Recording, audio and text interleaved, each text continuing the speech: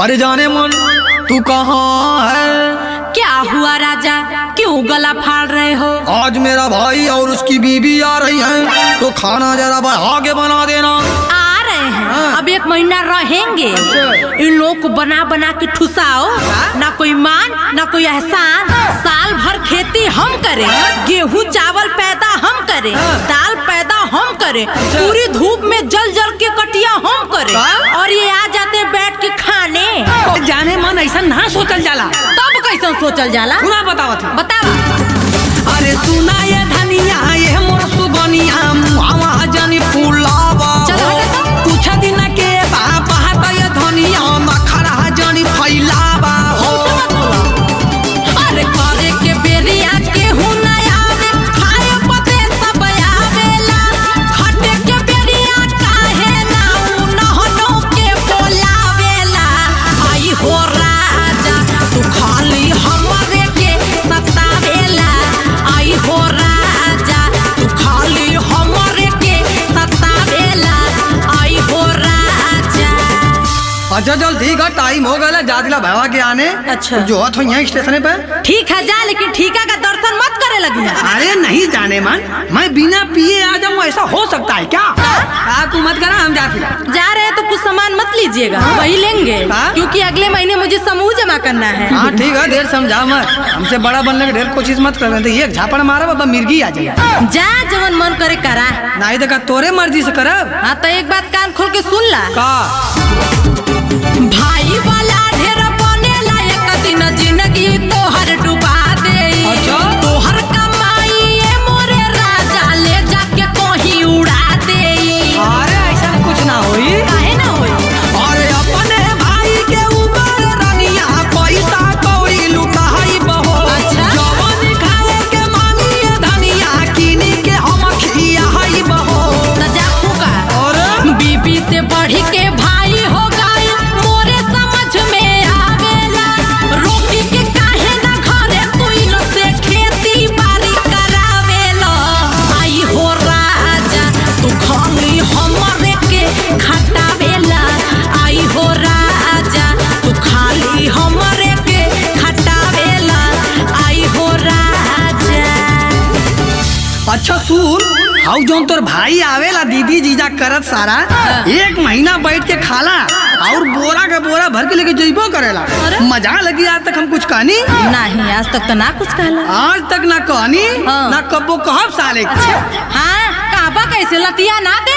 बस वही मारे तोहार इज्जत करीला। कलियो एक बोरा गेहूं चावल आलू लेके गए, लेकिन तब्बो हम कुछ ना कहनी। हाँ तो राजा के कर हवा। और सुन, हर हफ्ते जब तू नैहर जाली तब्बो बोरा का बोरा भर के लेके जाली, लेकिन फिर भी हम कुछ ना कहिला। अरे तो तोहर ससुराल न हो। चुप, तेरी माई की गोर लगी। नमस्ते भैया। खुश रह। बैठा लोगन खाना पानी ले आवत ही।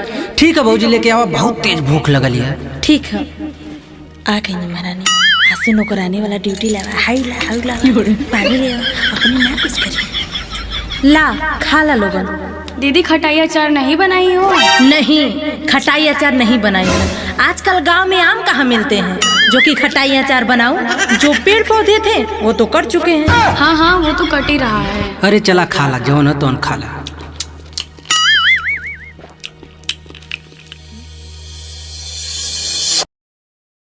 चले भैया। अरे भाभी से पूछ लीजिए, कुछ सामान नहीं ना लाना है। हाँ वो 5 किलो वाला आटा लेते आना। अच्छा। वो मैंने गेहूं के डरा में ताला लगा दिया है ना, तो चाबी पता नहीं कहाँ रख दी है, मिल ही नहीं रही है। ठीक है, और कुछ भाभी? और 5 किलो अरहर की दाल, 5 किलो केराए की दाल और 5 किलो सरसों का तेल लेते आना। और हाँ, हरी साग सब्जी भी खत्म हो गई है। ठीक है भाभी।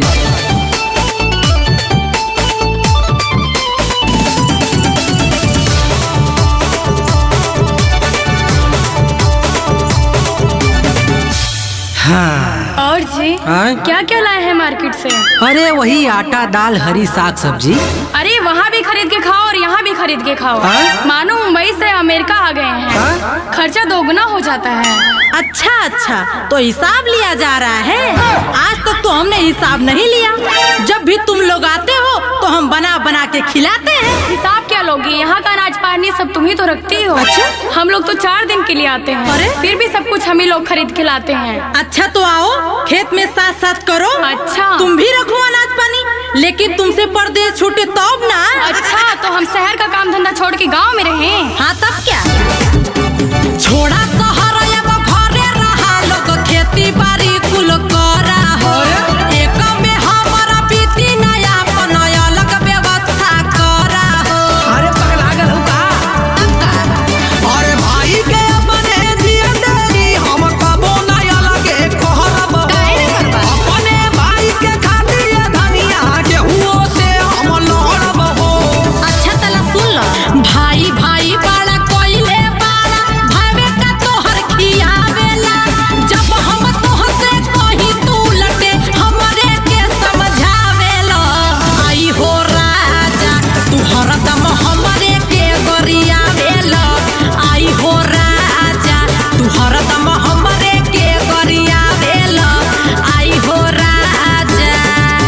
ठीक है भाभी, तो के इतना दिक्कत है तो अब की पारी अलगे अलगे बंटवा के जाई। ठीक है, यह तो हम चाहत रानी है।